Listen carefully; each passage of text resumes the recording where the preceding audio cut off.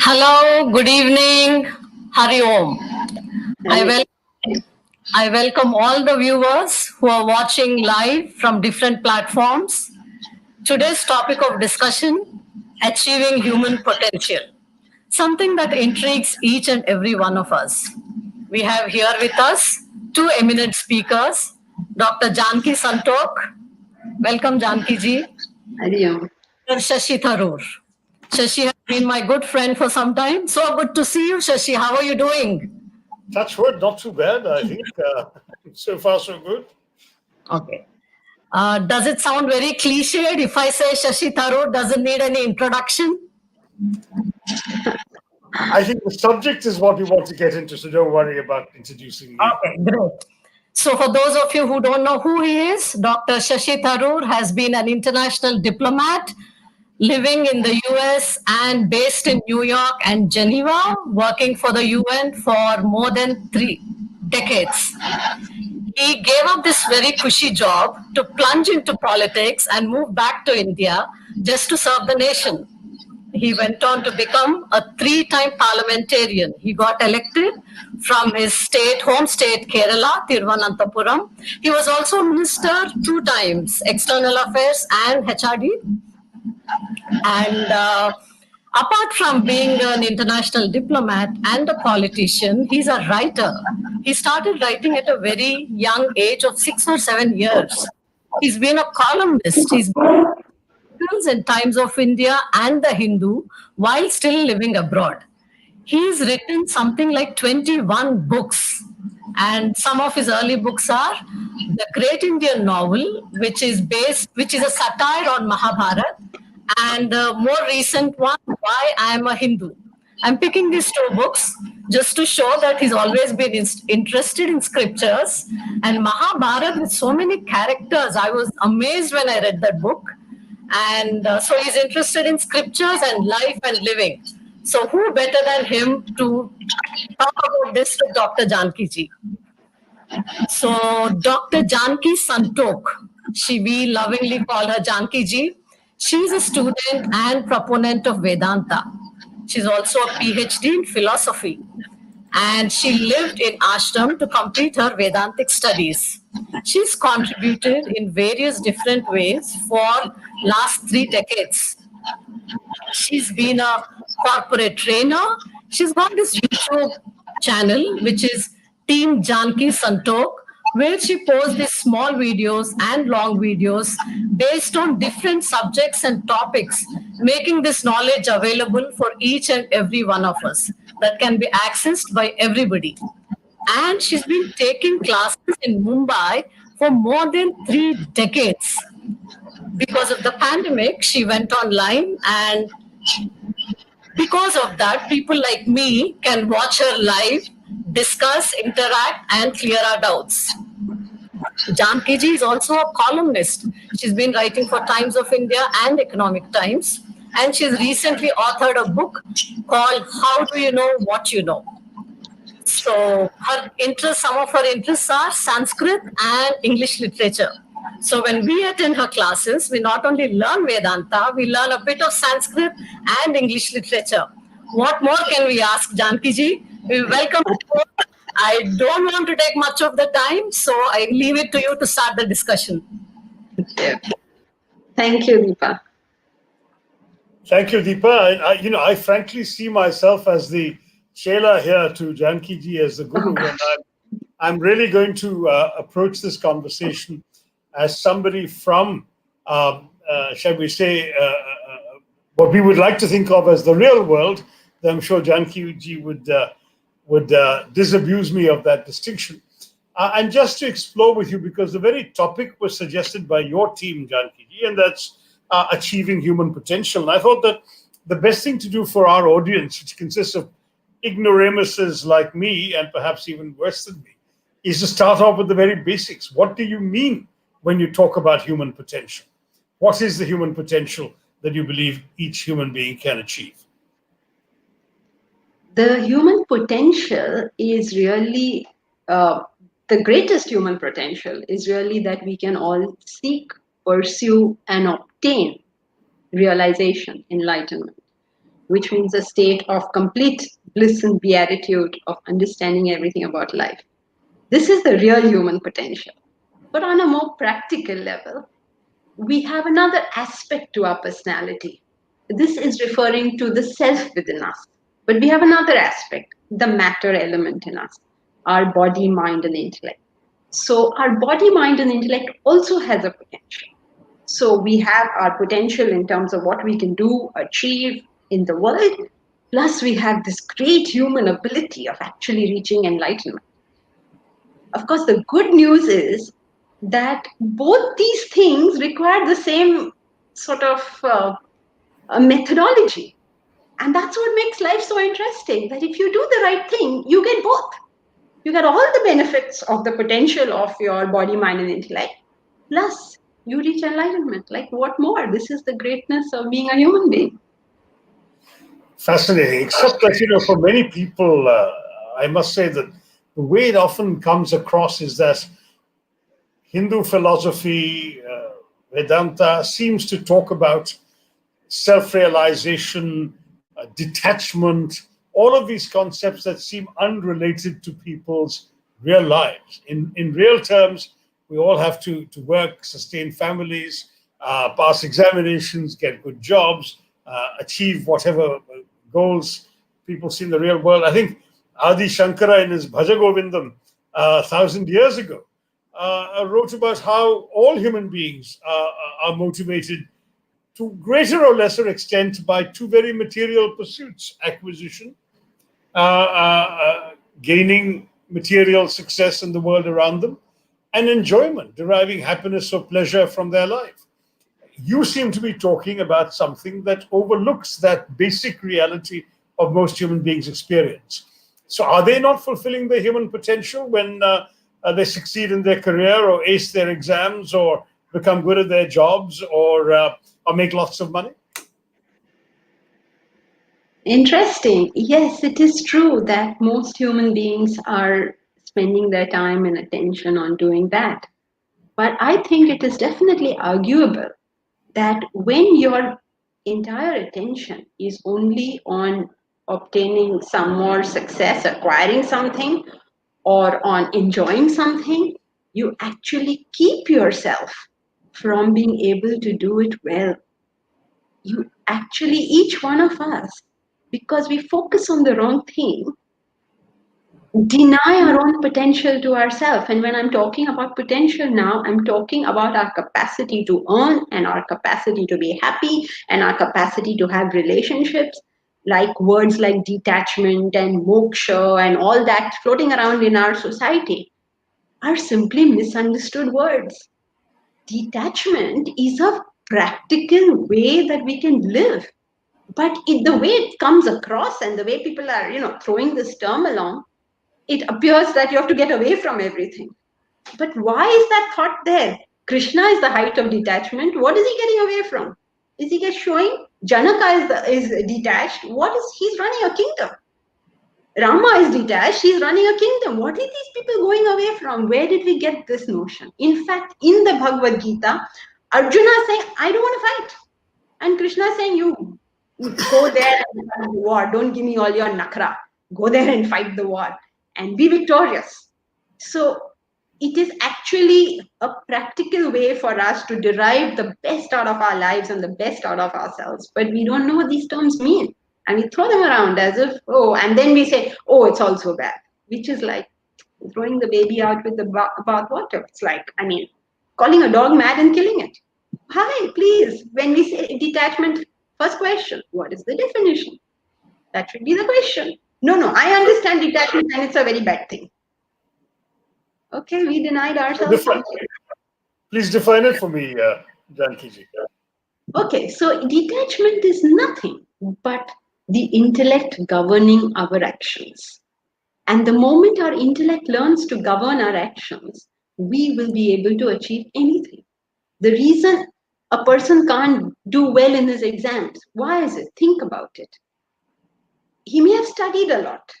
Okay, first step is, has he studied? If his intellect works to that extent, he has got himself to study. But even after studying a lot, he can reach the exam paper and really not perform as well as he's capable. Why not? Because at that paper, it blanks out. Why does it blank out? The mind has taken over. The intellect has switched off. We all know how to answer every question 2 days after it was asked. Why? Because at that time, the intellect simply wasn't working. As a politician, you know this, people go up there and suddenly say the weirdest things like what are you thinking? What do you think you are saying? They say it. Why? Blanks out. In an interview, people don't ace the interview. Why? You're going there, you're craving, longing for the job. You can't put your best foot forward. You like a girl, you want to speak to her. You can't even do that. Detachment is your intellect capable of ruling your action. That means you don't get carried away with your mind, but you do what needs to be done. And if you can execute that much, you will get the natural result. The world works on cause and effect. Sorry to interrupt, but for most people, your intellect is part of your mind. How exactly do you draw the distinction between intellect and mind? Okay, mind and intellect are both human thoughts. They're classified in Vedanta in two categories. The Manas mind, and buddhi. manas and buddhi. Correct. So manas is your emotions, your likes and dislikes, your whims and fancies, your conditioning. Everything you feel like doing is the mind. Intellect is discrimination, reason, judgment, viveka. When you're able to follow your discrimination and keep your mind under your governance, you will achieve. Okay, so let's get back, because the other complication that one often finds in talking to philosophers like yourself is you draw a distinction between the body, the mind, the intellect, the three things that all of us know we are. When we say, I am, or when, the old famous Latin line, cogito ergo sum, I think, therefore I am, that the mind is what makes me who I am. And in that case, no distinction between mind and intellect, though we have it in India. But you also draw a distinction between all of those three things together, body, mind, and intellect, and the so-called real self. So what is the real self that is not body, mind, and intellect? Because when you speak of self-realization, often you're speaking of something beyond body, mind, and intellect, aren't you? Yes, definitely. You're talking about being more than your body, mind, and intellect. Your body perceives and acts. That's what the body does. The mind goes through emotions. That's what the mind does. The intellect has discrimination, reason. That's what the intellect does. And there is something else within all of us, a much wider dimension, a universal dimension, which is the same for all of us. To deny ourselves that aspect is tragic. But what is it? What is it? That each one will have to find out for himself. Ramana Maharishi said, Nanyar, who are you? Find out. You know. When I say, who are you? You say, I am Shashi Tharoor. I am Janki Santoke. but that is just our name. Say I'm an Indian, but that's my nationality. Okay, I'm a human, but that's my species. Who are you? I am a woman. That's your gender. I am whatever you think about, it is an attribute.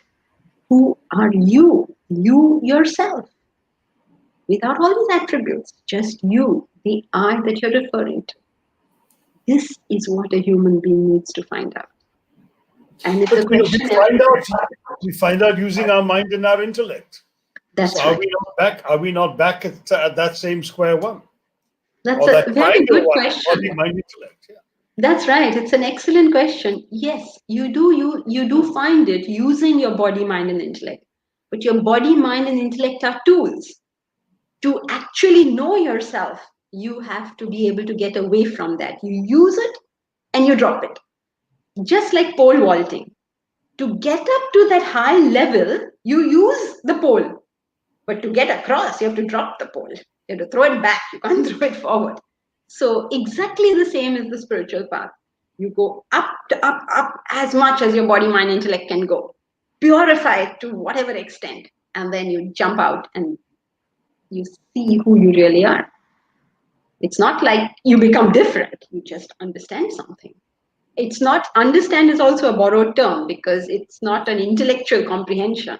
So there's no real word for it. It is, that's why we say realization, enlightenment. These are just words.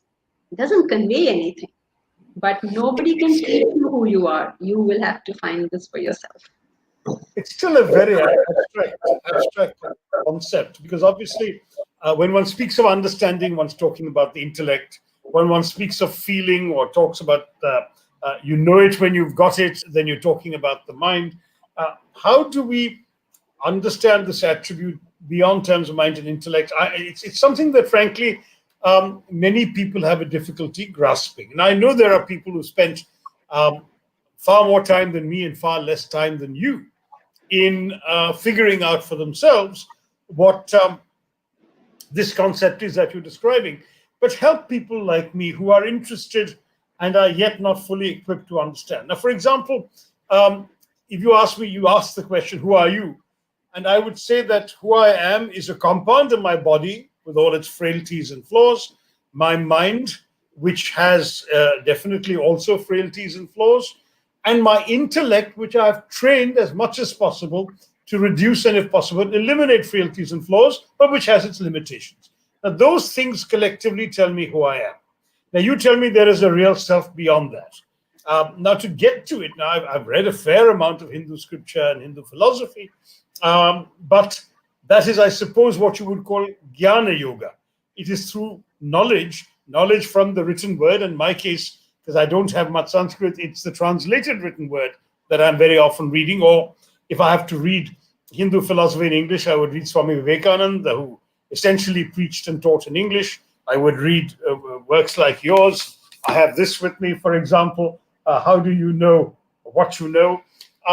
But at the same time, I'm troubled. I mean, so let's say, for example, we tell people about doing the right thing. In the case of Krishna telling Arjuna, he had to fulfill his dharma. And I very much understand and value the concept of swadharma. Each of us must figure out what our own dharma is and fulfill it. So Krishna's dharma, being a divine figure, was different from Arjuna's dharma as a warrior. Now, you have to figure out your own path according to your own nature. That makes sense. We all understand that. Where does conscience come in, for example? Is conscience a sense of knowing what is the right thing to do? Is that emerging from your mind? Is that emerging from your intellectual training as to what is right and what is wrong? Or is it emerging from this self that I have not yet been able to get my full grasp of? Okay, so I'll answer it in two stages. The first stage about trying to identify what the self is, we don't go directly to the self. We start adopting the methodology that is required. And the methodology that's required is creating purity and clarity. So we go there because just inquiry into the self is not going to get us anywhere. So you have to leave that for the moment, knowing that that's where we are headed, but we have to get down to methodology. So that's the first bit that you spoke about. And the second bit about what is conscience. Conscience is nothing but the subtle intellect. There's a sthul buddhi and a sukshma buddhi. Our intellect, every human being, by the fact of being a human being, has an intellect. And the intellect is of two kinds. The gross intellect, the sthula buddhi, is that which is able to do discrimination within the world. Okay, so if you have a strong intellect like you have, you will be very good with discrimination within the world. You will say, I can tell this from that. I can go all the way up to nuclear physics, astrophysics. I can do all of this stuff because my intellect is very good. Okay, so that is my discrimination in the world. When I say tall and short, big and small, all of this is my discrimination, from the very simple things to all the way up to quantum physics. All of it comes under the gross intellect. Beyond this, we have another intellect, another type of discrimination, which is the discrimination between the world and something beyond the world. This ability that a human being has, every human being has it, including the atheist. You may say, does the atheist have this? Of course he has it. Because suppose I ask you a question such as, do you believe in quid li po? What will you say? You will say, well, what is quid li po? But the atheist is not saying that. The atheist is saying, I don't believe in God. To say that I don't believe in God means you have already conceived that possibility. So an atheist or a developed spiritual person, everybody has this subtle intellect. I don't want to imply that atheists are not spiritually developed, because they may be highly spiritually developed too, but they choose not to talk about this matter because everybody is just talking nonsense about it, so they get fed up. So the subtle intellect is the intellect that distinguishes between the world, the entire world on one side, and something else. Now, this capacity also translates as the conscience within us. This is not conditioned. It is that in us which is pointing northwards. It is not giving us reason. It is not telling us why. There is something within me that tells me this cannot be done. Now, if I ask it, why can't I do it? I will lose so much if I don't do it. This cannot be done. It's just a direction towards that. So every one of us has it. The greater the desires within us, the more it gets covered within us. And the fewer the desires within us, the more that conscience speaks to us.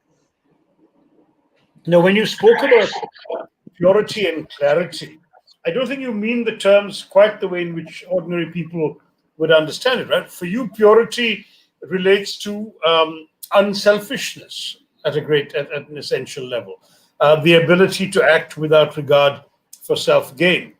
And clarity still ties you to a sense of right, but a sense of right that surely comes from your intellect. But I suppose you would say this is the subtle intellect. Is that right? Not really. When you're dealing with the world, it is the gross intellect. So these are the two things as a human being we need to develop. This capacity to think beyond ourselves. As a doctor, if I only think of the big 5-bedroom house I'm going to have and my Mercedes, I'm never going to be able to perform well, because the moment the patient comes in, I'm looking at his wallet, not at his illness.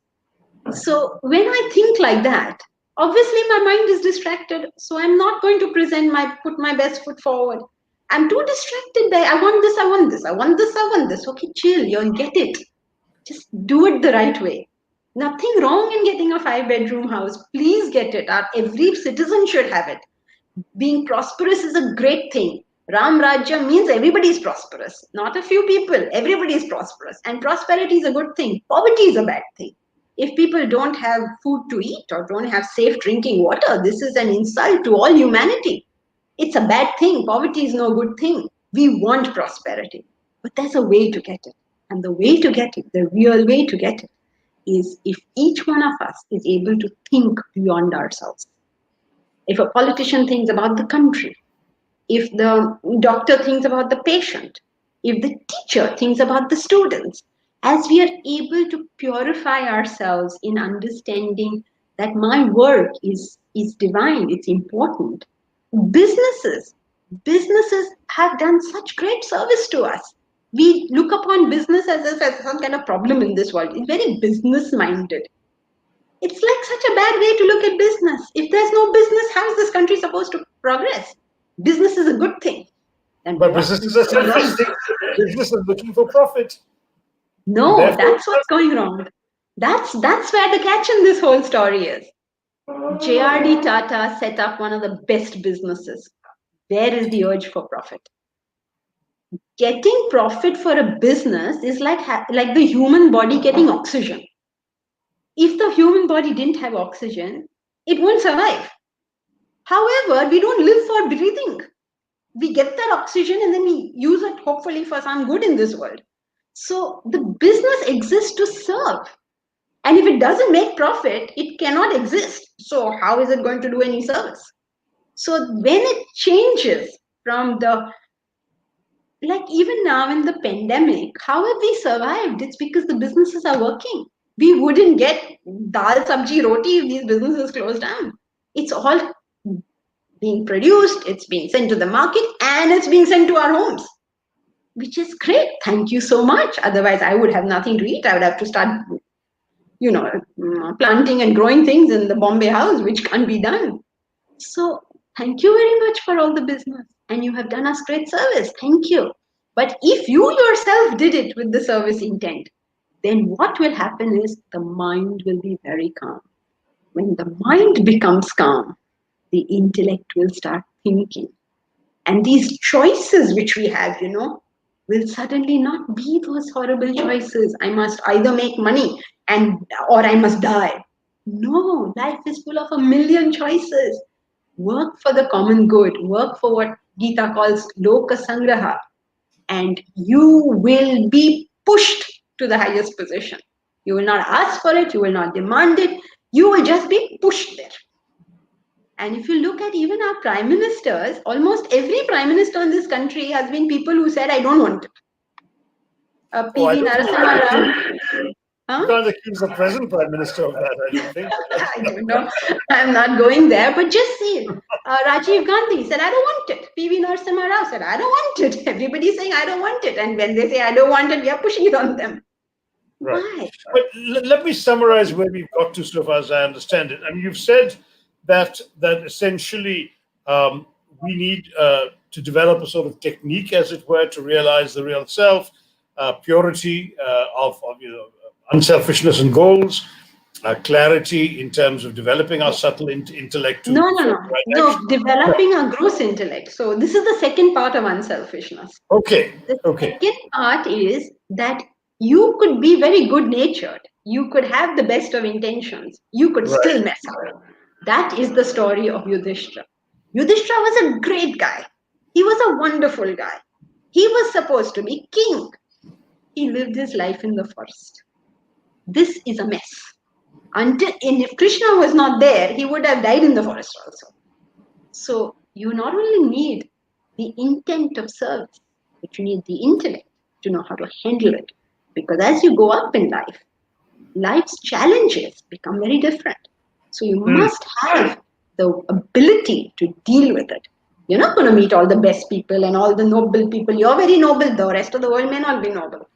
So you need to know how to deal with it. And if you don't know how to deal with it, that is what will happen, which is happening to most good people. They get trod over. They become doormats. They are like finished. No, you need to have the intent of service and you need to have the brains to be able to execute that. Yeah, I think I get you, but it seems to me that there's degrees of selfishness in that case, because a business has to be selfish, and Mr. Tata wants to be the Tata that he is. He's not entirely unselfish. He has to outsell his competitors. He has to deliver a better product than his competitors. He has to make more money than his competitors, and that money has to be invested into his business. So it's not that he is unselfish. He is selfish, perhaps in a different way, in a way that we may consider more acceptable. Otherwise, if we are purely unselfish, then surely we will fail because others who are selfish will overtake us. Isn't that common sense? Yes, that is the big problem. That is not correct. I wish I could change this thing. I wish I could tell every human being this thought is not correct. And it's not my wonderful notion that it's not correct. Our scriptures tell us that through tradition, through logic, and through experience, we can see this. So tradition, our scripture said, all scriptures say, through logic. Think of the logic behind it. The law of life is that all agitations come from selfishness. The more the selfishness in an individual, the greater the mental agitation. This is a law of life. If any one of us think about any time that we were agitated, was it not always boiling down to one thing, that I didn't get what I wanted? As long as there is selfishness in me, I will be agitated. This is law number one. Law number two is that the more the mental agitations, the less my intellect can function. Just imagine this. Suppose I put a string, a wire, get a wire, I put a proper bridge between two 40-story buildings, okay, and it's certified safe by the architect. Okay, there's plenty of room to walk. It's 3 feet, you can walk. Who will walk on that? 40 stories up there. Walking is not difficult. Then why won't we do it? Mind is agitated. Intellect cannot think. Body cannot function. This is what happens in exams. This is what happens in interviews. This is what happens when you meet the girl you would like to go around with, or the boy you'd like to go around with. Mind is agitated. Intellect cannot think. When the intellect cannot think, this body cannot function. When the body cannot function, forget it. You're not achieving anything. So the greater the unselfishness, the higher the productivity. If I may ask, Jankiji, there is a question in Hinduism. Many people assume that that we have this notion of destiny, it's your karma, it's your destiny, it's your, somebody passes away, they say it was written on his forehead, he had to go now, all of this stuff. How do you reconcile destiny with this description of this? And then I see Deepa has joined us. I'll turn back to her after you've answered this. Okay. By a simple understanding that destiny is referring to the present moment. There is no destiny for the future. For the future, it's karma. Destiny means you and I are here. This moment means that everything that we have thought and did at this moment has culminated in this action. This was destined to be. This moment was destined. Not it was destined. This moment is destined. This moment is called destiny because everything that I have done in my past has culminated to this moment. Right. Now I still have a choice of what to do. So shape my destiny. Yes. So my tomorrow is going to be the continuity of my past modified by my present action. So whatever I did in the past, modified, added, subtracted, whatever I do in my present action will be my tomorrow. So there's no such thing as destiny for the future. This is a crazy notion. In fact, I'll tell you, Deepa, sorry, I'll just add one idea. The word for destiny and the word for nature in Sanskrit is the same word. Prarabdha is destiny, prarabdha is nature. Through language, you can understand what they're trying to communicate to us. Okay, Deepa. Gosh, there's so much more to talk about. So much more to talk about. But Deepa, you're here.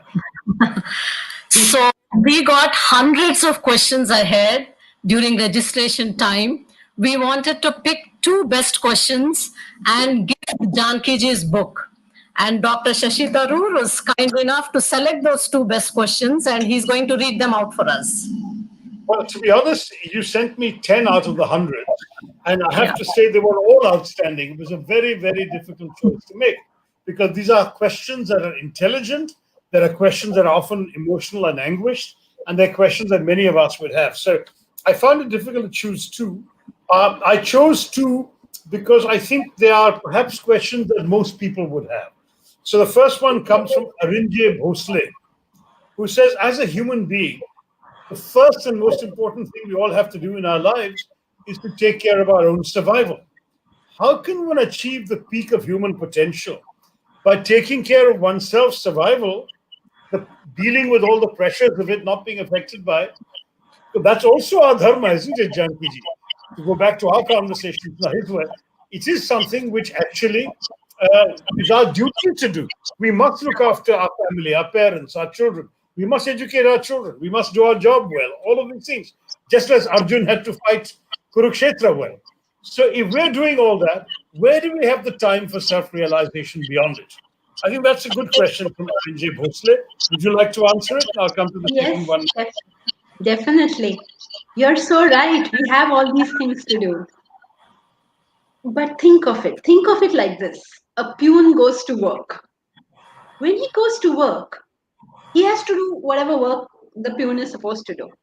But he has a choice of what is going on in his mind. He can go to work to get that salary check.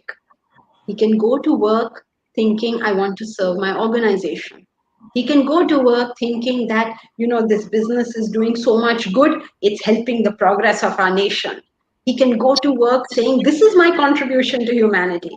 He can go to work saying, I'm doing this to realize the self.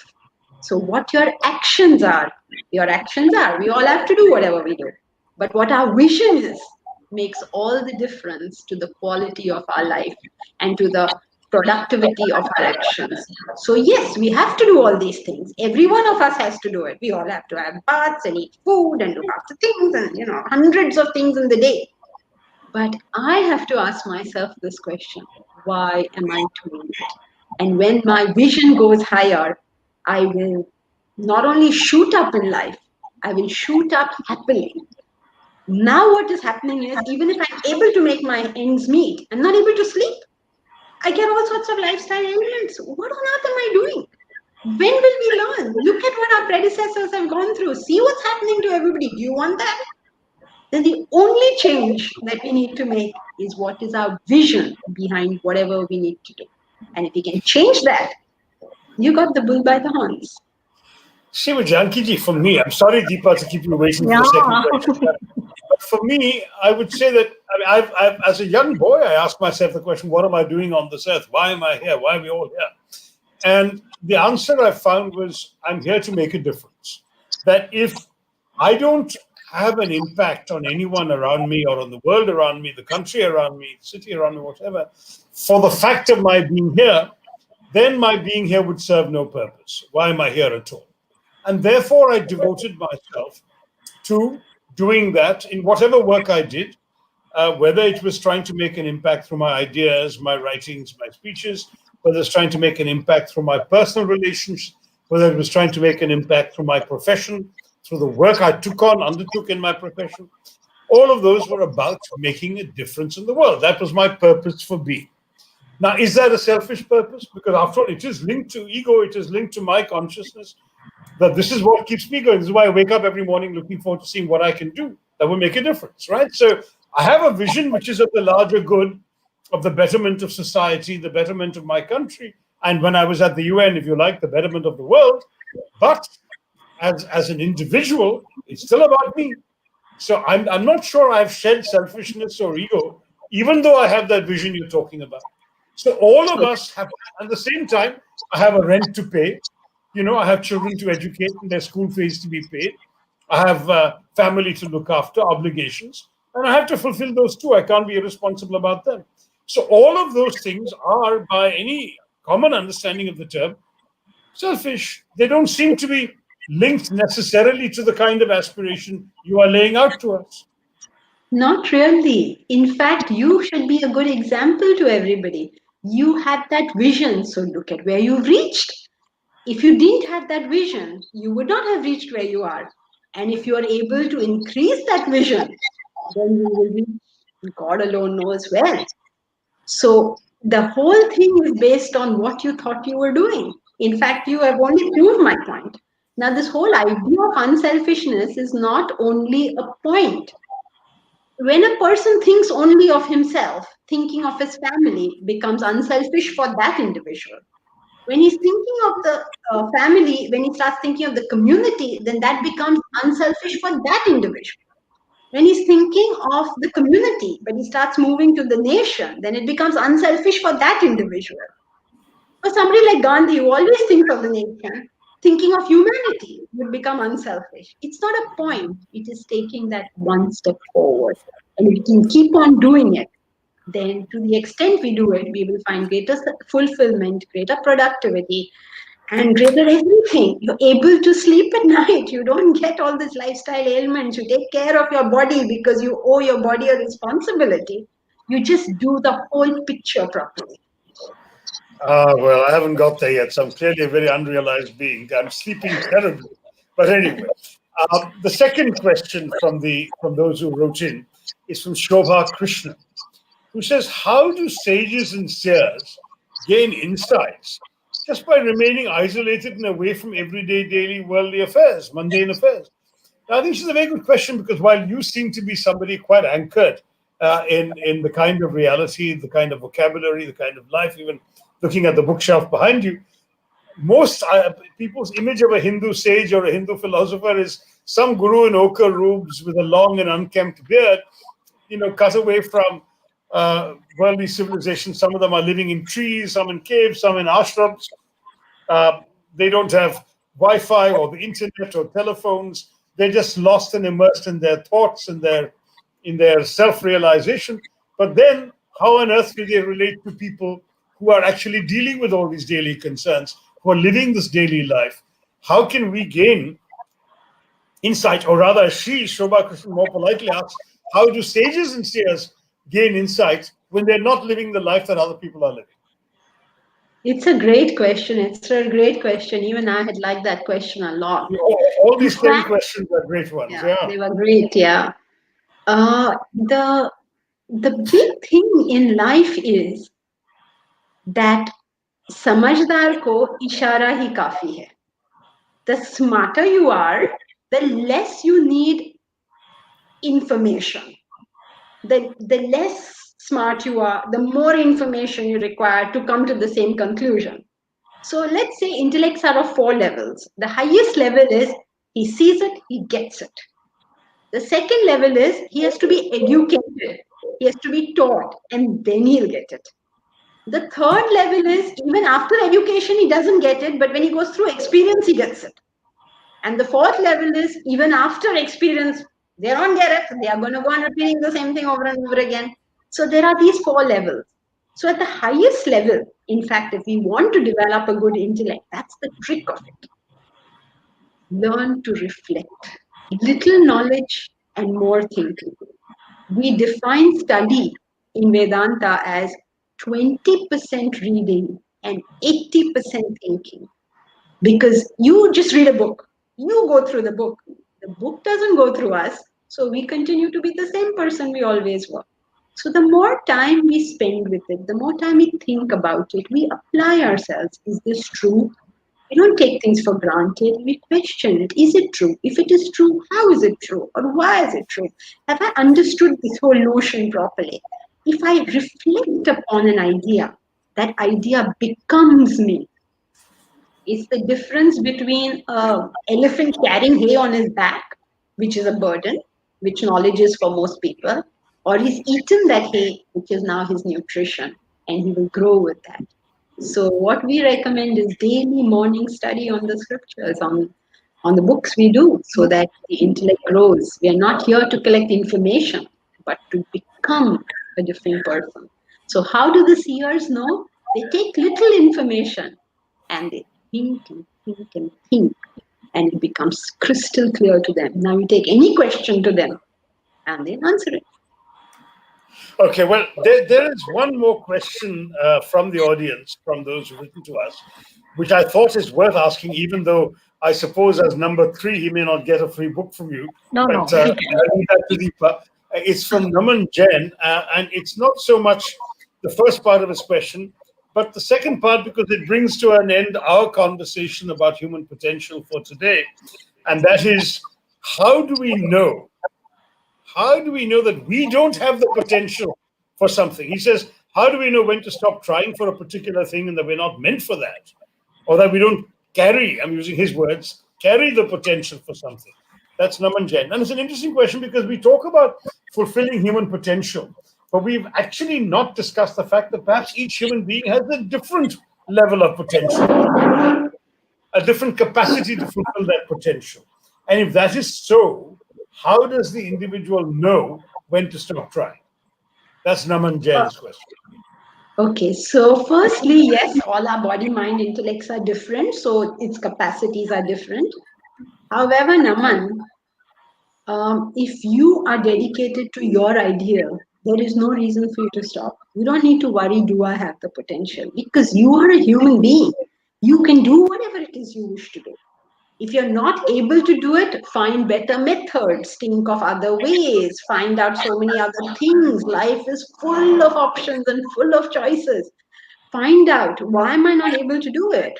What did I not do? Which stone have I left unturned? Think it through. Don't worry, do I have potential or not? That is not for us to think. Our job is to do what we think is the right thing.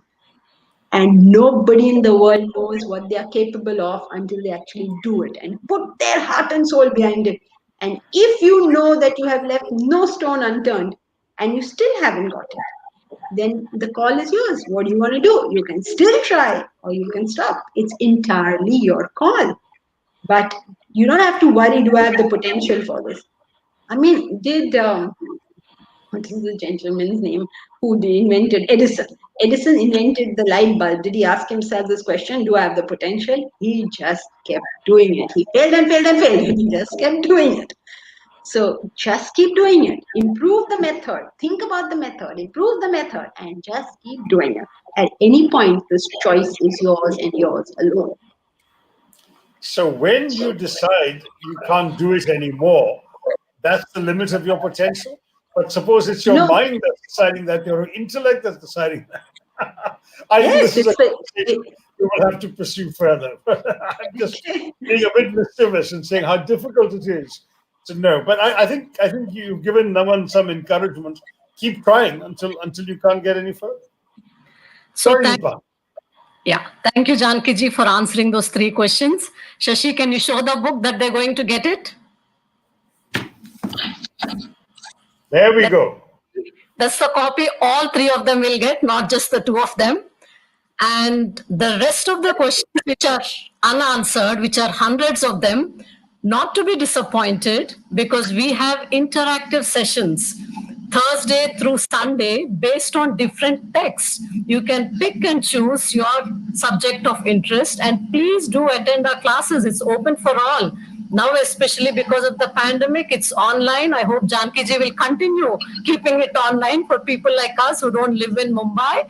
Please contact Bharat. He will be giving his number on the flyer. Yeah, there. Contact Bharat, enroll, and just come and attend her classes. And Shashi, do we have any time to take some live audience questions? I am actually out of time, but I'm enjoying this so much. Why don't we do another 5 minutes and get a couple of questions? Yeah, sure. You take the questions. Well, where are the questions? Maybe you can pick from the list that you have.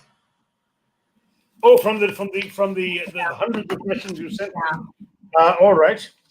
Well, there's one from N. Chongloy who says, "How do I know what I know is truly correct?" And I think there's interesting dimensions to that question, which is, what is truly correct? Because when he's saying, how do I know that what I know is truly correct? He's saying, this is what I know, which I presumably have acquired either through reading or intellect or thinking or experience. And at the same time, I don't know if it's correct or not. So how do I know it? N. Chongloy is the question. This is a human dilemma. Sometimes we will never know. Therefore, a human being is a person who always remembers that I may never know. And therefore, I don't get fanatical about any idea because the ultimate truth is not available to human beings. However, I can use my discrimination on this thing.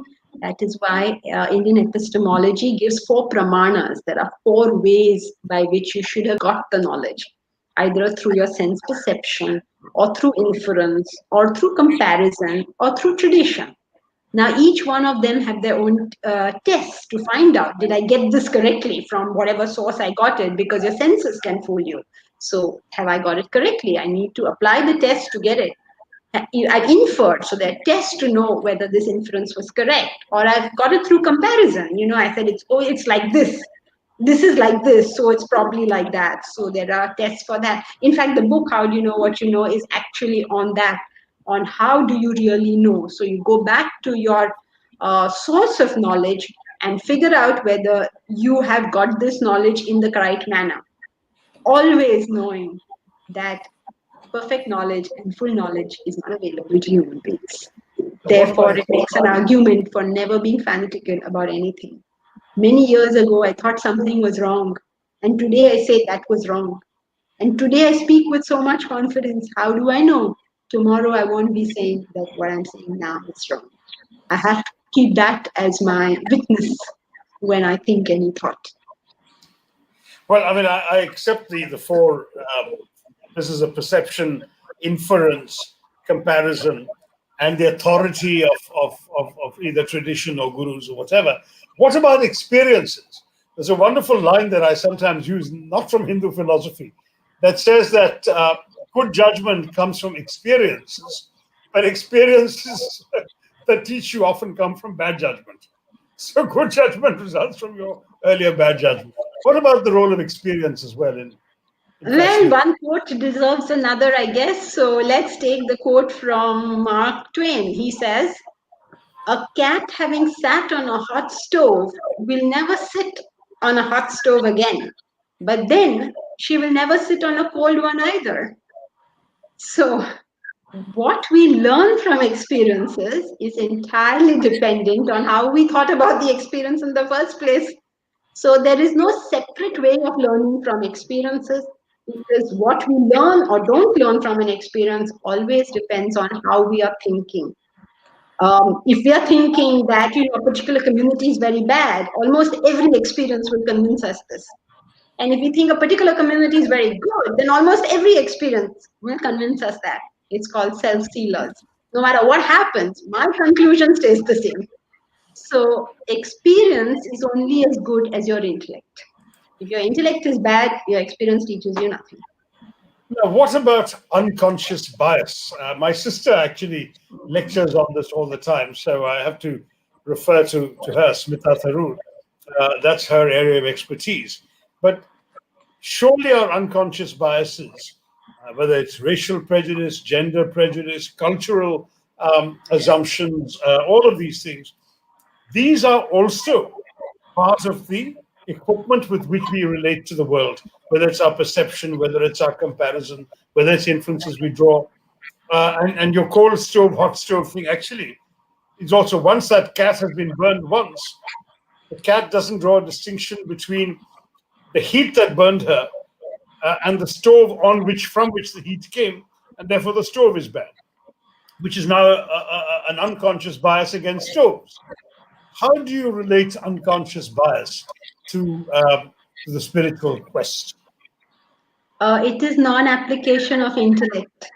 So Uh-huh. when you don't apply your intellect, you're going along a track which is already laid down. Applying your intellect means not taking anything for granted, not what others tell me, and not even what I think by myself. So the big question is, how will you even question what you're thinking? And that's which is the first step of the spiritual path, which is satsang. Be in the company of the wise, in the company of people who have some brains, because some of that will be my environment and it will make me question. If I'm always with people who are daft, I'm going to be there. I mean, everything daft in me is going to be, what shall I say, cabareted. And if I'm in the company of the wise, then all the good thoughts in me will get emphasized. So starting the process is be in the company. In what TV programs do you watch? What books do you read? Who are the people you deal with? Is there any wise person around? Be more and more with that book or that person or whatever. Thank you so much, Jankiji. I've really enjoyed talking to you and I've learned a lot. I hope those who are listening in have also felt that benefit. Deepa, back to you. Yeah. Thank you so much. Jankiji, for the wonderful session you've given. Achieving human potential, not only success, but with happiness. Those of you who want to know more about this life and living, please attend Jankiji's classes.